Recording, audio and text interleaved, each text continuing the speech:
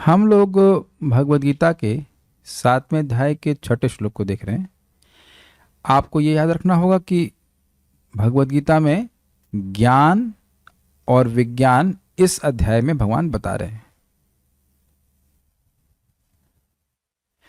तो ये श्लोक भी भगवान अपने ऐश्वर्य ज्ञान के को बताने के लिए बता रहे हैं। पिछले 2 श्लोकों में क्या बताया था? जितनी भौतिक प्रकृति है वह भगवान की डैश शक्ति है। कौन सी शक्ति है? हाँ, जितनी भी भौतिक शक्तियां हैं वह भगवान की dash, fill in the blanks, dash शक्ति हैं।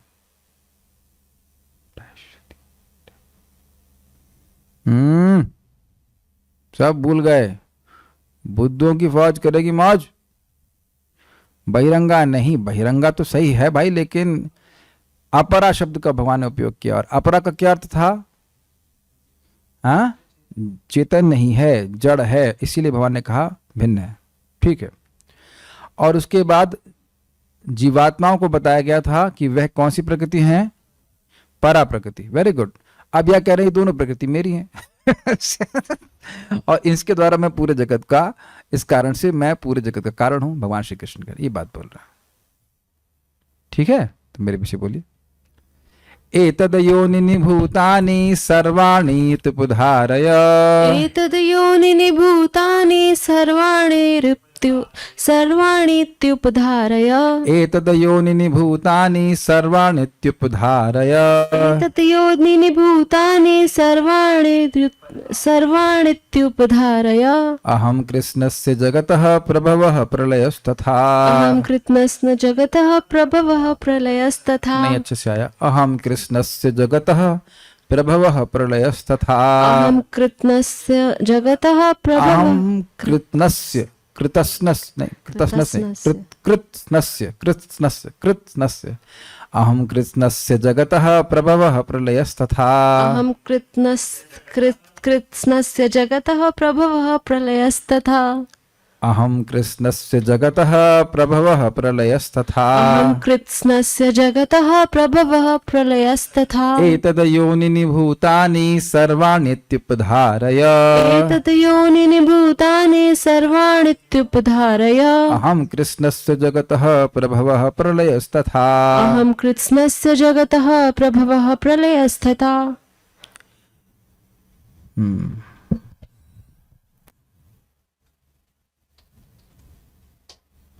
सारे प्राणियों का उद्गम इन दोनों शक्तियों में है।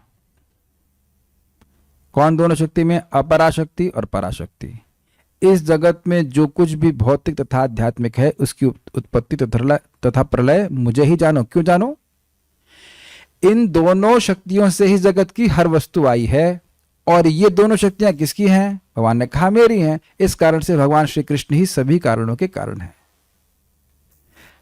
कितना सबलाइम नॉलेज है और कितनी आसानी से भक्तों को मालूम चल जाती है। बस खाली स्वीकार करने की बात है। लेकिन ये जो खाली स्वीकार करने की बात है, ये खाली पीली नहीं मिल जाता है, खाली पीला ऐसे नहीं मिल जाता है। ये बहुत जन्मों का जब पुण्य होता है और पाप नष्ट हो जाते हैं, तब उस व्यक्ति को भगवत गीता भागवत सुनने में रुचि होती है, श्रद्धा होती है। माई क्लाइंटेल, क्लाइंटेल बोलते हैं, क्या बोलते हैं, स्पेलिंग कैसे बोलते हैं? Clientele, clientele is of very high quality. आप हमारे क्लाइंट्स हैं सब। भगवत गीता के क्लाइंट सब बहुत ज्यादा पुण्यवान व्यक्ति हैं। वो देखने में सामान्य व्यक्ति लग रहे हैं, लेकिन वो हाईएस्ट क्लास हैं। Highest class. पुण्येर बिना तो श्रवण इच्छा न उत्पद्यते। अर्थात पुण्य के बिना तो श्रवण इच्छा उत्पन्न ही नहीं होगी। देखिए, ये बड़ी रोचक बात है। मतलब ये सब बातें बहुत बहुत रोचक हैं। यद्यपि इस श्लोक से ऐसे डायरेक्ट संबंध नहीं है, लेकिन ये सब कितना गुह्य ज्ञान है ना। आज मैं जब कर रहा था, या नहीं, जब मैं तिलक लगा रहा स्नान करने का, तो हम देख रहा था ये व्हाटएवर, तिलक, पानी की बोतल और उसके बाद टेबल, लैपटॉप, ये बस सब कुछ मेरा नहीं है। यह आप सब लोग देख सकते हैं। ये जो पानी पी रहे हैं या सांस ले रहे हैं, यह मेरा नहीं है। सब लोग, कोई ऐसा व्यक्ति है जो इस बात को ना समझ पा रहा हो कि ये इसका नहीं है? या सब कुछ आप इसे कह रहे हैं कि जो कुछ भी वो मेरा है? बहुत बड़ा ज्ञान है अगर हम ये सोचेंगे कि सब कुछ मेरा है। किसका है? तो भगवान बिल्कुल स्पष्ट बता रहे हैं कि ये उनका है। तो अब उसका सेकंड मतलब एप्लीकेशन क्या होगा इस श्लोक से?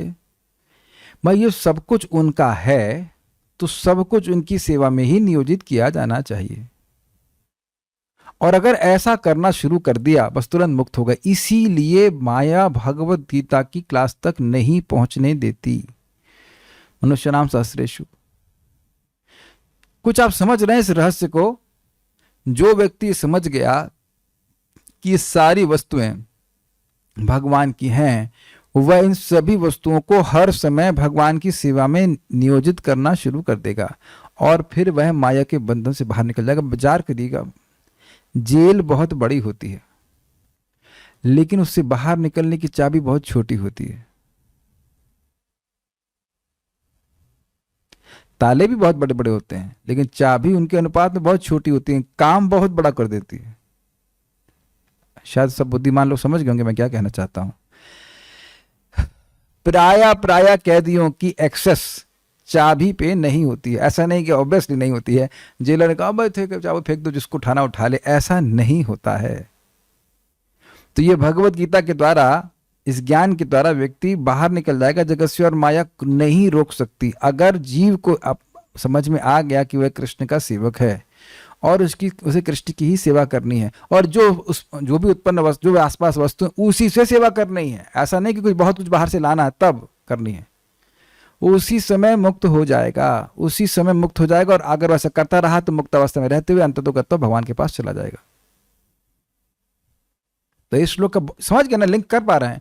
जितनी भी जीवात्माएं हैं और जितनी भी वस्तुएं हैं वह सब भगवान की हैं। सर्वाणि भूतानि, समस्त भूत। तो भूत का मतलब समझते हैं आप? भूत का मतलब पंच महाभूत आदि, मतलब वो सारी कुछ जितना भी भौतिक प्रकृति है, और जीवात्माएं भी। एतत योनि, पूर्वोक्त दोनों प्रकृतियों से ही उत्पन्न हुए हैं, यानी कि पराशक्ति से और अपराशक्ति। इन्हीं के संयोग से पूरा जगत है और भगवान है। इति उपधारया, ऐसा समझो, धारण कर रहे हैं। शब्द सुना आपने कई बार, क्लासेस में आया आता है बात कि क्या इस बात को आप धारण कर रहे हैं। धारण से हमने ये कुर्ता धारण कर लिया है, धारण कर लिया है हमारे पास ये कुर्ता। कुछ समझ रहे ना बात? हमने ये कंठी धारण की हुई है, वेरी नाइस वर्ड ना, धारण की हुई है। तो इति उपधारया, बिल्कुल पास से धारण करो, बिल्कुल धारण कर लो, मतलब ये समझ जाओ, इसमें कहीं डाउट नहीं रहना चाहिए। डाउट तो नहीं है आप लोगों को उसमें। इसे कहते हैं उपधारणा, उपधारया। इस ज्ञान को तुम धारण कर लो, जैसे हम कुर्ता धारण करते हैं, ऐसे मत समझ में आ जाए, बिल्कुल दिमाग में घुस जाए। या ऐसे कह लीजिए, बुद्धि, अब हृदय की बात कर रहे हैं, इस बात को अब हृदय में एकदम धारण कर लो, पक्की बात मान लो कि हर वस्तु भगवान की है, मैं भी भगवान का हूं और मुझे भगवान की सेवा करनी चाहिए। और देखिए, ये गृहस्थी में बहुत बड़ा दोष आ जाता है। वह सोचते हैं कि पत्नी मेरी है, ये बच्चे मेरे हैं, इत्यादि इत्यादि, और ये इनका केंद्र मैं हूं, और ये सब मेरी सेवा के निमित्त हैं। ये सब बहुत चलता है। अब इसको रिवर्स कर दीजिए, ये पत्नी जो पत्नी के रूप में है वो जीवात्मा है, वह भी भगवान की अंश है, इसको भगवान की सेवा में लगाइए। बच्चे भगवान की सेवा में, बच्चे भी भगवान के ही हैं, भगवान की सेवा में लगाइए, तो सारी गृहस्थी भी आपकी कृष्ण भावना भावित होती है। महाराज ने बहुत सुंदर बात बताई। परम पूज्य वृंदावन चंद महाराज एक प्रवचन कर रहे हैं अभी इसमें, जो यदु कौन सा मेला था, कुरुक्षेत्र का मेला ऐसा कुछ था ना, तो उसमें वो बताते हैं कि गृहस्थी नरक का मार्ग है। वो नहीं बता रहे थे, भागवत में लिखा हुआ है। क्यों भाई? भोग में पड़ा रहता है व्यक्ति तो नरक जाएगा ही। नरक का रिजर्वेशन, नरक का सीधा मार्ग अगर कहा जाए। लेकिन अगर वही गृहस्थी में भगवान है, मतलब घर में मंदिर रखता है और अब सब लोग भगवान की सेवा के निमित्त हो जाते हैं, तो वही गृहस्थी वैकुंठ हो जाती है। वैकुंठ का मतलब क्या हुआ? वैकुंठ मतलब भगवान केंद्र में है और सब लोग उनकी सेवा में लगे हैं, कर सकते हैं। और हमने आंखों से देखा, मैं बाली में गया था प्रचार करने के लिए, कि तो वहां पे मैं देखा गृहस्थ भक्त हैं, उनकी पत्नी मंदिर में आके खाना बना रही है, भोजन बना रही है, सेवा कर रही हैं। प्रभु जी भी हेड पुजारी रूप में सेवा कर रहे हैं और निस्वार्थ कर रहे हैं। बाकी अपना वो जो मेंटेनेंस जो चल रहा है मंदिर में, वो सेवा जो है निस्वार्थ कर रहे हैं। और उनके बच्चों को भी देखा, बच्चा की पिकनिक स्पॉट मंदिर ही है। छोटा बच्चा था, पढ़ने उतना वहां पे पढ़ाई का इतना हल्ला नहीं वहां पे, तो बहुत छोटा बच्चा वहीं खेल रहा है, कुछ सब्जी काट रहा है, कुछ मम्मी की सेवा हेल्प कर रहा है, तो वो तो वैकुंठ में रह रहा है ना, कि वो गृहस्थी में रह रहा है। सोचिए ऐसा सौभाग्य अगर हम लोग को बचपन से प्राप्त होता तो ऐसा मतलब यह नहीं कि हम कहाँ हैं, हम किस चेतना में। तो क्या चेतना में होना चाहिए? एतद् योनिनि भूतानि, जिस जगत में जो भी वस्तु है भगवान की सेवा में नहीं होनी चाहिए। जो भी हमको प्राप्त हो रहा है उस भगवान, वह भगवान की सेवा के निमित्त ही है। हमें केवल सीखना है कि उसका वो उपयोग कैसे करें। और आप देखेंगे जीवन में भक्त लोगों की ट्रेनिंग ऐसी हो जाती है, इसे कहते हैं युक्त वैराग्य की। वो वस्तुओं में आसक्त नहीं होते हैं, वो भगवान की सेवा में आसक्त होते हैं। तो जो वस्तु भगवान की सेवा के लिए उपयोगी होती है उसका बहुत ध्यान रखा जाता है। ध्यान दीजिए कि ये देह भी हमारा नहीं है, इसका उपभोग करने का लाइसेंस हमको नहीं दिया गया है, भोगने का लाइसेंस नहीं दिया गया है, और इसको नष्ट करने का भी लाइसेंस नहीं दिया गया है। सुनाई पड़ रहा है आपको? इस देह का, इस शरीर का हम ध्यान इसलिए रखते हैं क्योंकि भगवान का भजन उससे होता है। तो अगर ये बीमारी हो रही है, हम ध्यान नहीं रख रहे तो हम अपना दायित्व नहीं निभा रहे हैं, क्योंकि हमारा भगवान के प्रति जो भजन है वो बाधित होता है।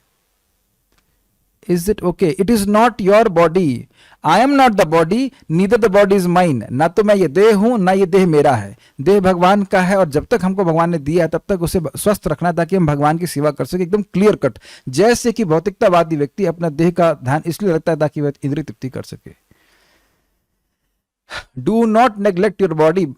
You are not the body, but we are in the body and kind of dependent on the body also. ये सब बातें ध्यान रखने वाली होती हैं। ये नहीं कि हम कुछ भी खाएं, पुआ पकौड़ी, मतलब पुआ पकौड़ी तो भगवान को अर्पित हो सकता है, कुछ भी जंक फूड खा लें, बीमार हो जाए, उसके बाद फिर हम ये नहीं समझ पा रहे कि ये देह भगवान की सेवा के निमित्त है। Is it okay? तो ये समझो मतलब ये नहीं समझ कर भूल जाओ। इति उपधारया, धारण कर लो। जैसे ये तृणादपि सुनिचेना तरोरपि सहिष्णुना अमानिना मानदेना कीर्तनीय सदा हरि। स्वयं मान की अपेक्षा नहीं करना और दूसरों को मान देना, इस प्रकार की भावना से युक्त होकर के व्यक्ति भजन करेगा तो उसको भगवान के प्रेम बड़ी सरलता से प्राप्त हो जाएगा। तो इसमें कहा गया कि इस श्लोक को भक्त लोग, जो वास्तविक भक्त हैं, वे अपने गले में कंठी की तरह धारण करके रखते हैं। जैसे कंठी टूट जाती है तो तुरंत व्यक्ति कंठी को खरीदता है, फिर लगा लेता है। तो इस प्रकार से धारण करना चाहिए। हमेशा दूसरों को सम्मान करना चाहिए और खुद सम्मान की अपेक्षा नहीं करनी चाहिए। ये बहुत बड़ी मुक्ति है वैसे, अगर हम सम्मान की अपेक्षा ना करें, बहुत बड़ा लिबरेशन है। परम पूज्य राधानाथ महाराज कहते हैं, to not expect anything from anyone in this world is to not expect respect. Catch कर लिया? सम्मान की अपेक्षा नहीं करना यह इस जगत में कुछ भी अपेक्षा नहीं करने के बराबर है। लेकिन इसका एक व्यक्ति तुमको बोले हम सम्मान की अपेक्षा नहीं करते, लेकिन सम्मान देंगे भी नहीं तो फिर तुमको प्रेम मिलेगा भी नहीं। यू गिव अफेक्शन, लेकिन यह मत सोचे कि अगला वाला भी फिर इसी प्रकार से हमें सम्मान देगा, यह नहीं। लेकिन आप देखिए, आप एक दिन करके देखिए, एक दिन का प्रयास करें कि किसी का भी असम्मान नहीं करेंगे, पत्नी का भी नहीं।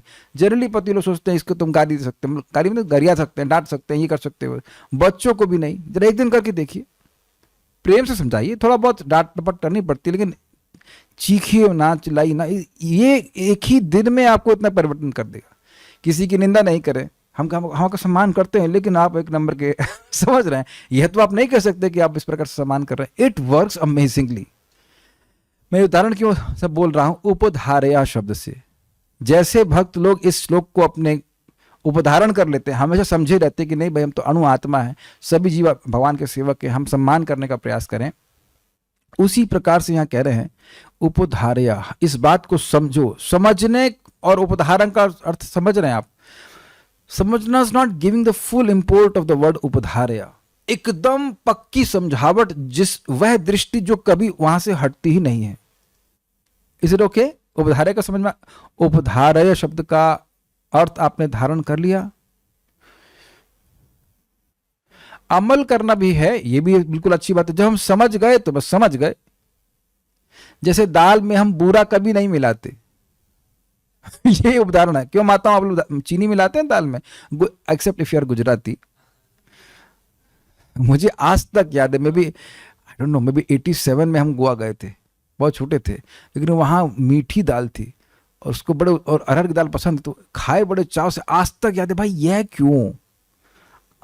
वो होटल याद नहीं, छोटा बच्चा 5 साल का बच्चा होगा, वो याद नहीं, लेकिन ये याद है वो मीठी दाल खाई थी। ये क्यों? आज तक वो उदाहरण किया हुआ। तो अब जिंदगी में हम तो कभी गलती नहीं किया कि अरहर दाल में चीनी मिला दी हूं, कभी नहीं मिला सकते। ये ज्ञान हमेशा बना रहता है कि नहीं? तो कह रहे हैं ये धारण करके रखो। क्या धारण करें? अहम कृष्णस्य जगतः प्रभवः प्रलयस्तथा। मैं, तथा इसमें शब्द ही है। अहम, मैं मतलब भगवान कृष्ण, कृष्णस्य जगतः, कृष्णस्य का मतलब समस्त जगत का प्रभव यानी कि सृष्टा हूं, उत्स हूं। पूरा जगत भगवान कृष्ण से आया है, तथा प्रलय, तथा संहार करता हूं। दोनों चीजें कठिन है। प्रभव, अब इस जगत में देखा जाता है एक संतान जन्म देने से शरीर में कमजोरी आ जाती है, और 10 संतान करेगा तब, और 50 और 100, तो ये तो कोई मिलता ही नहीं है। अब भगवान से पूरा जगत आए, कोई कहता तो भगवान अब तो खाली हो गए होंगे। तो अव्यय बीज है, निधानम बीजम अव्ययम, सब कुछ है जगत, भगवान से सब कुछ आया है। फिर भी यहाँ भगवान गीता में बोल रहे हैं उनके खून में कमी नहीं आई है। समझ में आया कुछ? प्रभव है, पूरा जगत भगवान से आ गया, लेकिन ऐसा नहीं कि भगवान खाली हो गए होंगे। ये मैं एग्जाम्पल आपको देता हूँ। अभी हमारे एक मित्र बता रहे थे कल कि उनको 10 दिन के अंदर 150 दस्त आए, तो उनकी पेट जो है पूरा पिचक गया अंदर, पूरा पीठ से लग गया। तो आप समझिए 150 दस्त के प्रभव होने से, समझ आया? 150 दस्त को बाहर प्रकट करने से व्यक्ति की पेट जो है पीठ पे लग जाता है। 38 किलो वजन हो गया उनका। मेरे बराबर हाइट है, तो समझ लीजिए कितने कमजोर हो गए होंगे। लेकिन अब भगवान से पूरा जगत आ रहा है, तो इनके अरे हमको दस्त लग गया, ये हो गया, वो हो गया था।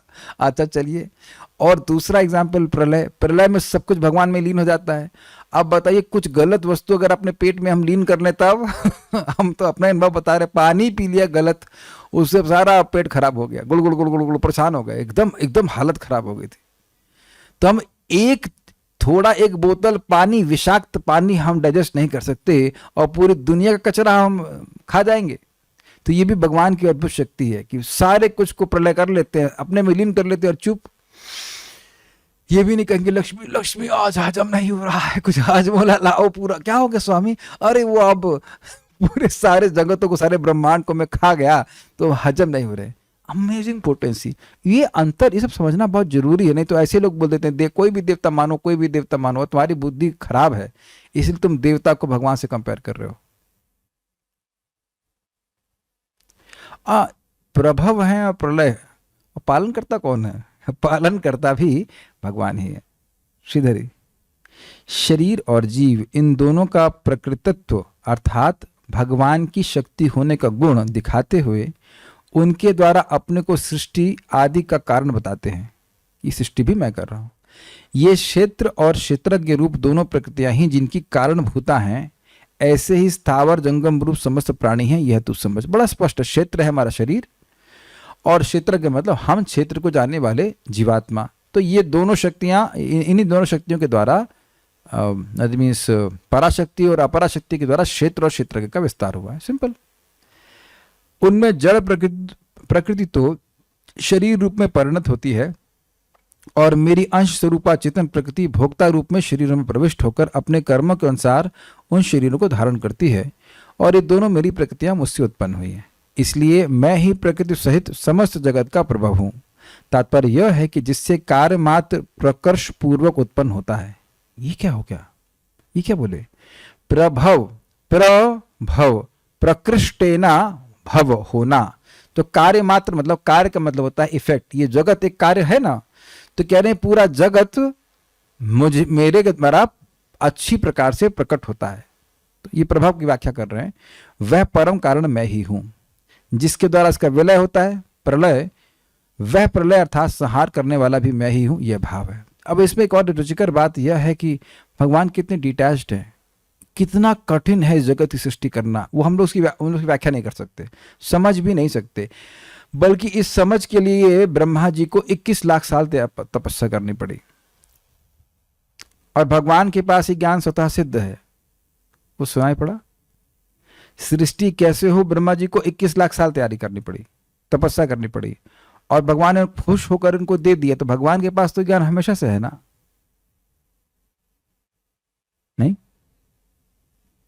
तो आप अंतर देख गए, आप कुछ अंतर देखा? 21 लाख। इनकेस अगर आप मान रहे कि आप सीनियर डिवोटी हैं, अगर आप 10 साल भजन कर लिए तो वो भी 2 घंटा मैक्स, 21 लाख साल, यही तो कैलकुलेशन चली थी ना। ठीक है, 60,000 भी जोड़ लिया भाई, चलो 21 लाख 60,000। आप आचार के व्यक्ति हैं इसीलिए एग्जैक्ट सैलरी मिलनी चाहिए, डेज काउंट कर लिए 21। Can you imagine that austerity? और उनका पतन भी बीच में नहीं हुआ कि एक दिन वो चाउमीन खा के आ गए हो या सो गए हो और गले में दर्द हो रहा था या और सर दर्द हो रहा था कि आज भजन करने के लिए नहीं आए। एक भी दिन ऐसा नहीं किए। ऐसा करे तब जाकर भगवान प्रसन्न होकर चरण मृते न तपसा दुस्तोषकूट योगी नाम, और बिल्कुल निश्चल भाव से किए तब भगवान ज्ञान दिए। और भगवान ऐसे कितने ब्रह्मांडों की सृष्टि कर रहे हैं, तो भगवान किससे ज्ञान लेके आ रहे हैं? अब सोचिए कितना अंतर आ रहा है। जब ब्रह्मा जी और भगवान में इतना अंतर है, तो ब्रह्मा जी के द्वारा सृष्ट देवताओं में और भगवान में कितना बड़ा अंतर है। देवताओं का असम्मान नहीं हो रहा है, लेकिन भगवान का भी असम्मान नहीं होना चाहिए। देवता भगवान के द्वारा प्रदत्त शक्तिशाली जीवात्माएं हैं, यह समझना चाहिए। ठीक है, गीता भूषण टीका सेम है, आगे पढ़ लेते हैं, इसको पढ़ लेंगे बस। इन दोनों शक्तियों के द्वारा भगवान पूरे जगत की सृष्टि करते हैं। ये जानो कि सभी स्थावर और जंगम वस्तुएं इन्हीं दोनों शक्तियों से उद्भूत होती हैं। निकृष्ट शक्ति को क्षेत्र और उत्कृष्ट शक्ति को क्षेत्र कहा जाता है, और ये सभी वस्तुओं का कारण है। परंतु ये दोनों शक्तियां मेरी हैं और मुझसे आती हैं, अतएव मैं अकेला ही प्रकृति के द्वारा इस जगत के प्रकटीकरण का कारण है। वो मुझ शब्द इधर आ गया है, मुझसे ही आती है, इस जगत के प्रकटीकरण का कारण हूं। मैं ही वह व्यक्ति हूं जिससे सभी कुछ उत्पन्न हुआ है। मैं अकेला ही संपूर्ण जगत का प्रलय करता हूं। अब देखिए, जब भगवान श्री कृष्ण प्रकट रूप में इस जगत में थे, तब भी लोग इस बात को नहीं समझ पा रहे थे। तो इसलिए लोगों का यह कहना कि हमें भगवान दिखाओ, ये एकदम निरर्थक बात है। भगवान को देखने से भगवान के बारे में कुछ मालूम नहीं चलता। यहां तक कि मंदिर में भी लोग जा रहे हैं, तो मंदिर में तो यही मान रहे हैं कि वो मूर्ति रखी हुई है। इन चर्म चक्षुओं से हम भगवान के वैभव को कैसे देख पाएंगे? मैं यह नहीं कह रहा हूं कि मंदिर में नहीं जाना चाहिए। कभी कभी ना लोग जो बोला जा रहा है उसको वैसे यथावत नहीं ग्रहण कर रहे हैं। मंदिर में नहीं जाना चाहिए यह नहीं कह रहे हैं, लेकिन मंदिर में जाने का पूरा लाभ व्यक्ति को तब प्राप्त होगा, पूरा लाभ, कि जब वह भगवान के बारे में श्रवण करेगा कि ये मूर्ति नहीं है, साक्षात भगवान है, प्रतिमा नहीं, तुम ही साक्षात ब्रजेंद्र नंदन। तो अब फिर व्यक्ति का ऐसे कैसे हो सकता है?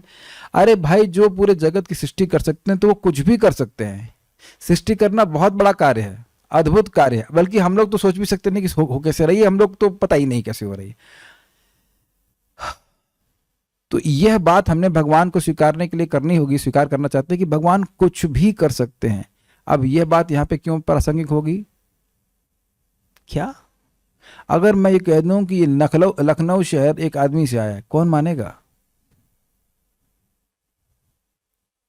वही आदमी जो कुछ समय थोड़े जो उधर विधानसभा में पॉलिटिक्स कर रहे थे, उनसे ही लखनऊ शहर आया।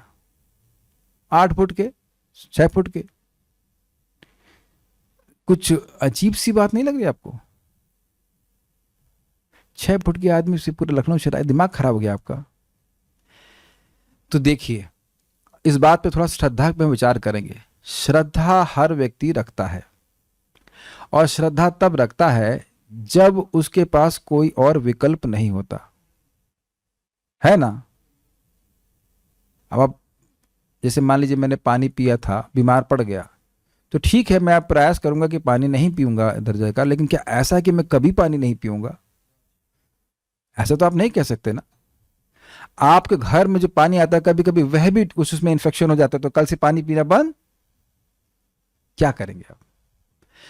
तो हम लोग श्रद्धा से स्वीकार करते हैं सत्य को, उसको अपनी इंद्रियों से वेरीफाई नहीं कर सकते, इसलिए श्रद्धा से स्वीकार करते हैं। क्यों? अगर भगवत गीता की बात नहीं मानते हैं तो इस जगत से बाहर निकलने का कोई तरीका तो हमको पता नहीं है।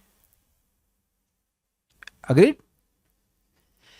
और यह श्रद्धा अंधविश्वास नहीं है, आचार्यों के द्वारा प्रमाणित है। भगवत गीता शास्त्र आचार्यों ने स्वीकार किया, यह अंधश्रद्धा नहीं है। जैसे हम डॉक्टर के पास जाते हैं तो वो MBBS होता है या जो भी होता है, वो उस बात को देख करके, उस डिग्री को देख कर विश्वास करते हैं। नहीं तो ये बात बिल्कुल इलॉजिकल सी लगती है।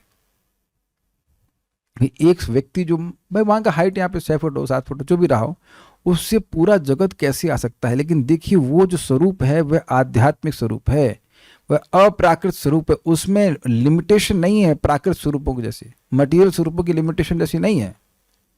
हमारे पेट में बस कितना ग्राम, 100 ग्राम 150 ग्राम चावल आता है, थोड़ा दाल 1.5 किलो। आप 1.5 किलो चावल खाते हैं? अरे भाई जो भी है, हम लोग नॉर्मली कितना खा पाते हैं? 100 ग्राम चावल। तो क्या हम 100 ग्राम खा पा रहे हैं, तो भगवान ऐसे पूरा जगत को कैसे खा जाते?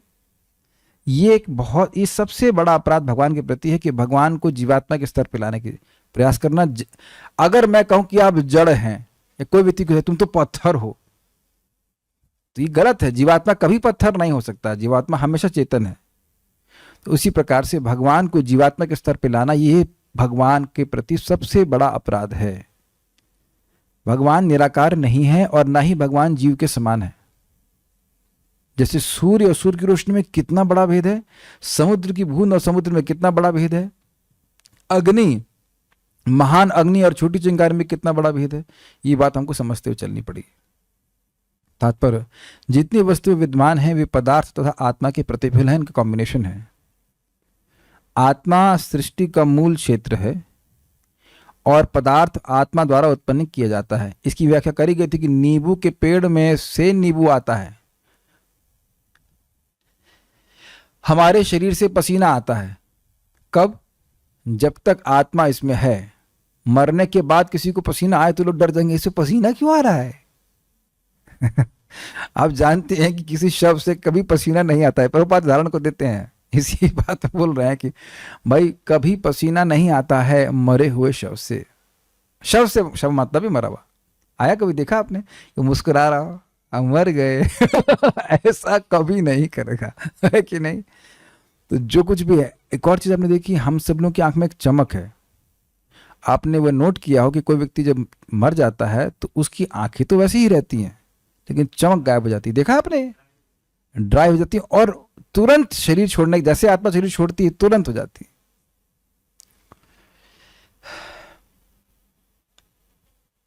मैं आज बहुत शांति और बहुत रिफ्लेक्टिव मन से मैं विचार कर रहा था, बहुत शांति का अनुभव भी कर रहे थे कि है जीवन में है, कुछ समय के लिए इस जगत में है, भगवान का यश बोलना है, फिर अगले जीवन में।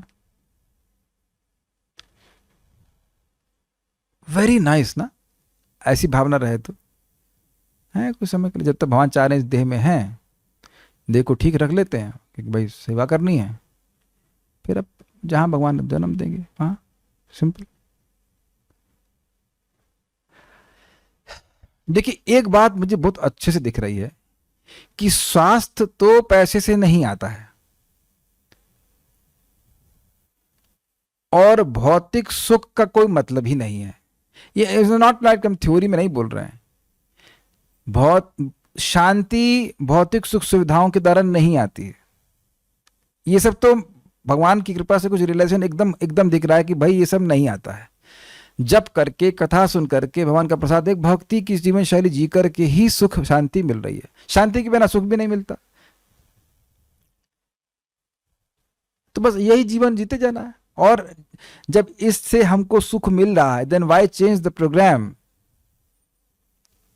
और जिस भक्त को मेरा ये प्रार्थना है कि हम सभी भक्तों को ये बात समझ में आज ही आ जाए, चाहे आपकी शादी हुई चाहे नहीं हुई, या हो या नहीं हो, या होगी या नहीं होगी, वट भूत भविष्य वर्तमान कुछ भी ले लीजिए। मतलब मान लो किसी की हुई हो, उसका डाइवोर्स हो गया हो या होने वाला हो, या whatever material situation you are, no material situation can give you piece.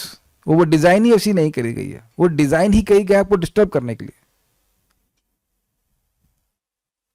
लेकिन आप देखेंगे ये तो भक्त लोग जो साधना कर रहे हैं वो बिल्कुल समझते हैं कि नाम जप आपका सुबह तबीयत से हो जाए। मैं ये नहीं कह रहा हूं कि टेस्ट मिले या ना मिले, टेस्ट मिल जाए तो बहुत अच्छी बात है, ना भी हो आप सुबह माला बढ़िया से कर लीजिए, आप भगवान का प्रसाद पाइए और कथा सुनिए, आपके मन में शांति का एकदम दिखाई पड़ेगा। जितना हम इस बात से डिफ्लेक्ट करेंगे कि भगवान की सेवा नहीं करनी है, उतना ही हम अशांत हो जाएंगे। अब ये बात हर थ्योरी से नहीं बोली जा रही है, ये बात एकदम रियलाइजेशन से बोली जा रही है, एकदम रियलाइजेशन से, कि जितना हम भगवान की सेवा से डिफ्लेक्ट करेंगे उतना ही हम, उसी समय से हमारी परेशानी शुरू हो जाएगी। भौतिक विकास की किसी भी अवस्था में आत्मा की उत्पत्ति नहीं होती, अपितु यह भौतिक जगत आध्यात्मिक शक्ति के आधार पर ही प्रकट होता है। इसकी व्याख्या भी मैंने आपके सामने कर दी। इस भौतिक शक्ति का इसीलिए विकास हुआ क्योंकि इसके भीतर आत्मा उपस्थित है। एक बालक धीरे धीरे बढ़कर कुमार तथा अंत में युवा बन जाता है क्योंकि उसके भीतर आत्मा उपस्थित है। इसी प्रकार इस विराट ब्रह्मांड की समग्र सृष्टि का विकास परमात्मा विष्णु की उपस्थिति के कारण होता है। अतः परम आत्मा तथा पदार्थ मूलतः भगवान की दो शक्तियां हैं जिनके संयोग से विराट ब्रह्मांड प्रकट होता है। अतः भगवान ही सभी वस्तुओं के आदि कारण है। भगवान का अंश रूप जीवात्मा भले ही किसी गगनचुंबी प्रासाद या किसी महान कारखाने या किसी महानगर का निर्माता हो सकता है, किंतु वह विराट ब्रह्मांड का कारण नहीं हो सकता। कितना बड़ा अंतर हो गया। कोई पृथ्वी बनाया साइंटिस्ट, ग्रह बना लिया हो, उधर देखते रहते हैं। हमें भी एक बात मुझे पता चली, वो कोई एस्टेरॉइड है, उससे उसमें कुछ भेजा अपना विमान, वहां से 250 ग्राम धूल उठा के ले आए। मुझे इतनी हंसी आ रही थी, ये कोई न्यूज़ है? ये तो हम बचपन में किए ही है। आप लोगों ने किया ना बचपन में? विशेष रूप से बच्चों को अच्छा लगता है, बाहर जाएंगे वो मिट्टी कुछ उठा के लिए आएंगे और घर में पटक देंगे और उसका विश्लेषण करते बैठो। अब देख रहे हैं कि इसमें कितना टाइम बर्बाद हो रहा है। या चाइना अब मार्स में जाकर के मकान बनाएगा, तो क्या यहां मकानों की कमी है? प्रभुपाद जी बड़ा सुंदर है, आप वो पुस्तक पढ़िएगा, हरे कृष्णा चैलेंज, बड़ी मजेदार है। पहला अध्याय में बोलते हैं, व्यक्ति बोलता है हम लोग चंद्रमा में जाएंगे। तो प्रभुपाद जी कहे चंद्रमा जाके क्या करोगे? कहते कॉलोनी बनाएंगे, घर बनाएंगे। तो प्रभुपाद क्या है कि भाई कॉलोनी में तुम घर बनाओगे, घर बनाओगे तो वहां भी क्या करोगे? आहार निद्रा भय और मैथुन, वहां भी जाकर तुम सो ही जाओगे ना। तो सो तो यहाँ पे भी रहे हो, तो तुमने काम तो नया नहीं किया और मेहनत इतनी करी। आप इसकी ग्रेविटी को देखिए, मजाक की बात नहीं है। भगवत गीता का ज्ञान प्राप्त ना होने के कारण इतने बुद्धिमान लोगों की बुद्धि केवल डस्ट में जा रही है, धूल में जा रही है। और फिर वो कहां मर के कहां कुत्ता बनेंगे या भेड़िया बनेंगे, कुछ और बनेंगे, उसका कुछ गारंटी नहीं। They have no assurance. Pitiable situation है, पिटिएबल। हम भक्तों को खूब सुनना चाहिए बात, ताकि हम इन लोगों के तथाकथित विकास के प्रति कभी आकर्षित नहीं हो। There is nothing valuable in it. कुछ भी प्रशंसनीय कुछ भी नहीं है उसमें। एक बात बहुत सुंदर प्रपात कहते हैं, जब तक व्यक्ति यह नहीं समझेगा कि वो आत्मा है, वो वास्तविक रूप से वो कृष्ण का भजन नहीं शुरू करेगा। Is it not amazing? तो पहले मैं सोच रहा था ये क्यों प्रपात कह रहे हैं। देखिए, जब मैं आत्मा हूं और मैं शाश्वत हूं और सारे देवता शाश्वत नहीं हैं, यानी मेरी उम्र देवताओं से बड़ी है। मेरी भाषा समझ पा रहे हैं? आत्मा के रूप में मैं अनादि हूं, शाश्वत हूं, और देवता कुछ समय के लिए रहने वाले हैं। तो मैं उनकी सेवा क्यों करूं? मैं प्लीज असम्मान की बात नहीं कर रहा हूं, उनका भजन क्यों करूं? आप लोग किस कंपनी में, ऐसी कंपनी में काम करेंगे जो केवल एक दिन के लिए रहती हो? क्यों भाई? हमारा जीवन है कम से कम 50 साल का। अब एक दिन की लिए लास्टिंग करने वाली कंपनी का क्या मतलब है? कम से कम 30-40 साल तो रहे भाई। हाँ, उनकी खुद की गारंटी नहीं, कल कंपनी बंद हो जाएगी। अभी एक भक्त यहाँ पे दिख नहीं रहे मेरे को, हाँ दिख गए। तो वो कह रहे हैं कि उनको अभी बोले थे कंपनी से नोटिस आ गया है कि अब जाएं यहाँ से। तो उन्होंने कहा तो बड़ी खराब बात है। कहते नहीं खराब बात नहीं, कंपनी बंद ही होने वाली है। तो कंपनी बंद ही होने वाली है तो उसमें नौकरी जाए या रहे कोई खास फर्क तो पड़ नहीं रहा है ना? बिल्कुल स्पष्ट समझ आ रहा ना? तो अब देवता लोग ही नहीं रहेंगे। आप किसी पूजा करना शुरू किया, आप हमेशा रहोगे। देवता के रूप में नहीं रहेंगे। आत्मा तो उसमें जो है वो तो रहेगी, लेकिन देवता के रूप में नहीं रहेंगे। तो फिर उनकी पूजा करने से क्या लाभ? आत्मा का कोई लाभ नहीं है। इसलिए जब समझेगा कि मैं शाश्वत हूं, तो शाश्वत तो भगवान श्री कृष्ण है, उनकी सेवा करूंगा। ये श्लोक बोलने का अर्थ समझ पा रहे हैं? क्या आप ये बताइए, यह सुनकर भगवान में आप जरा सा भी आसक्त नहीं हो रहे? क्या भगवान के प्रति जरा सी भी आदर भावना नहीं बढ़ रही है? क्या उद्देश्य था? भगवान ने बताया था मैया सक्त मना पार्था योगम युंजन मदाश्रय। उस श्लोक की लाइट में आपको श्लोक देखना होगा। भगवान के ऐश्वर्य को सुन करके व्यक्ति भगवान में आसक्त होगा। भगवान शक्तिशाली हैं और अनंत रूप से शक्तिशाली हैं, तो मैं भगवान का भजन करूंगा और भगवान के भजन के लिए जो कुछ करना है वो करूंगा। Got it? इसलिए भगवान बोल रहे हैं इस विराट ब्रह्मांड का सृष्टा भी विराट आत्मा या परमात्मा है।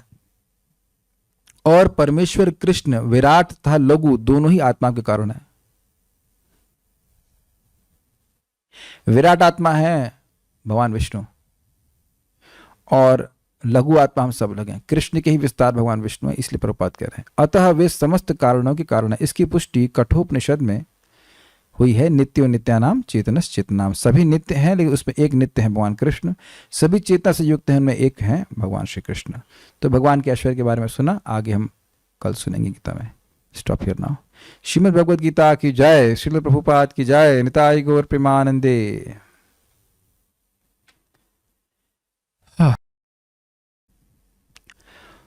हर समय कोई थोड़ी सी बात थोड़ा ही प्रभाव दिखाए ऐसा नहीं होता है। जब हमने ये सुना है या जब भी सुना है कि कृष्ण भगवान हैं, तो उस बात का प्रभाव थोड़ा नहीं हुआ है। तो कई बार भक्त लोग सोचते हैं कि हम कितने घंटे पढ़ते हैं ये महत्व दिखाता है, लेकिन ऐसा नहीं है। मैं ये नहीं कह रहा हूं कि आप 10 घंटे 8 घंटे 6 घंटे जितने घंटे भागवत पढ़ना चाहते हैं, गीता पढ़ना चाहते हैं, उसका महत्व नहीं है, यह नहीं कह रहा हूं। लेकिन एक बात आपको समझ में आई, हमको समझ में आई, जो हमारे जीवन को चेंज कर दे, तब हमारी पढ़ाई सफल है। जैसे बात इतनी बात समझ में आई कि भगवान को भोग लगाना है, बस अब जीवन भर भगवान को भोग लगा के प्रसाद ग्रहण करने लगा तो वह मुक्त हो जाएगा। भगवान जब हमको विशेषकर से गीता में ज्ञान दे रहे हैं तो हमारे जीवन को चेंज करने के लिए दे रहे हैं। ये तो सबको दिख रहा है कि नहीं? आज का श्लोक कुछ रेलेवेंट लग रहा है कि नहीं? जो कुछ भी मेरे पास है या जो भी लोग आसपास मेरे हैं, उनको भगवान की सेवा में नियोजित करना। एक बात हम यहाँ पे बिल्कुल छूट गई थी कहना, जो कि बहुत प्रैक्टिकल है। हमेशा तो हमारे आसपास लोग भक्त नहीं होते, तो उनको हम भगवान की सेवा में कैसे लगा पाएंगे? तो देखिए 4 तरह से हम लोग बर्ताव करते हैं। भगवान से हम स्वयं प्रेम जागृत करने का प्रयास करते हैं। दूसरा, भक्तों से मैत्री करते हैं। तीसरा, जो भगवान के बारे में जानने के इच्छुक हैं, नहीं जानते हैं, जानना चाहते हैं, उनको पर कृपा करते हैं, भगवान के बारे में बताते हैं। और जो द्वेषी हैं उनकी उपेक्षा कर दे रहे हैं, क्योंकि अगर वह हम उनसे द्वेष करते हैं या हमसे और झगड़ा करते हैं तो उनका और मतलब दुर्गति होगी, वो और भगवान से दूर चले जाएंगे। ये प्रैक्टिकल है या नहीं हमारे लिए? हाँ, सिंपल सी बात है। अब जैसे आज कोई नए भक्त भी हैं तो अपनी माँ से पूछ सकते हैं, आपको माँ पता है कि जगत का कारण कौन है? आपको पता है पिताजी जगत का कारण क्या है? एक व्यक्ति हमको बोल रहे थे कि भाई हम अपने रिश्तेदारों से बात नहीं कर पा रहे हैं, तो क्या ये अपराध है? नहीं, अपराध नहीं है अगर वो आप उनसे भौतिक बातें आपसे करें, अरे तुमने वो ये वहाँ पिक्चर देखी है, ये सब बातें, तो बहुत बड़ा अपराध है, तो इसलिए आप नहीं बात कर रहे, अच्छा है। लेकिन अगर वो आपसे बात करें तो आप उनसे पूछो, कभी आपने सोचा है कि ये जगत का कारण कौन है? तो दोबारा कॉल नहीं करेंगे और नहीं तो आप उनको प्रीचिंग कर देंगे। वो सिंपल तरीका। ऐसा नहीं है उनसे बात नहीं करनी, बिल्कुल बात करनी है, लेकिन अपनी बात करो, उनकी बात मत करो। और उनकी बात अगर वो कर रहे हो तो एक और तरीका बताऊं क्या है? मैं बता रहा हूं, फोन ले लीजिए, फोन को जरा दूर रख दीजिए, हाँ, उनकी आवाज हल्की हल्की आती रहेगी, हाँ हाँ हाँ हाँ हाँ हाँ हाँ सही, हाँ हाँ हाँ हाँ, अच्छा चले अब मैं चलता हूँ, हाँ खत्म कर।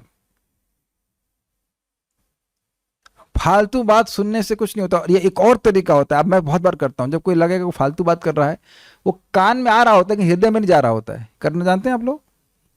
ये तो क्लास में करते ही हैं, इसमें क्या है? सुनाई पड़ रहा है लेकिन समझ नहीं रहे, अपना मन कहीं और घुमा दीजिए। It's all maya. काफी अच्छा स्टाइल है ये।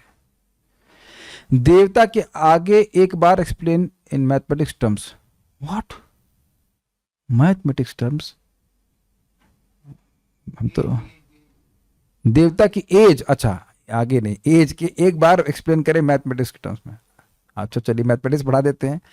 ब्रह्मा जी का एक दिन कितना होता है? 1000 चतुर्युग, सत्य त्रेता द्वापर कली, और ये होता है 43 लाख साल का मिला करके। उसको 1000 गुणा कर दीजिए तो ये होते हैं ब्रह्मा जी का एक दिन, और उसमें 14 मनवंतर आते हैं। तो 31 चतुर्युगों का एक मनवंतर होता है, और 31 चतुर्युग मीन्स 143 लाख इंटू 71, ये हो गया मनवंतर का समय। तो ये मनवंतर के समय में देवताओं की सरकार रहती है। जैसे इंद्र हैं तो एक मनवंतर के लिए इंद्र रहेंगे, चंद्र हैं तो रहेंगे, ग्रह रहते हैं लेकिन क्या अधिष्ठाता देवताओं की जो सरकार है वह एक मनवंतर तक रहती है। तो अब बाकी जितने जीरो हैं वो आप अपने आप कैलकुलेट कर लेना, ठीक है। तेज हैं तो काम ही इसी में नंबर्स में है। और भगवान की बारे में आप जानते हैं, शाश्वत समय ब्रह्मा जी की आयु कैसी है? आवाज आई आपको? पूरे शाश्वत समय में ब्रह्मा जी की परम आयु ऐसी है।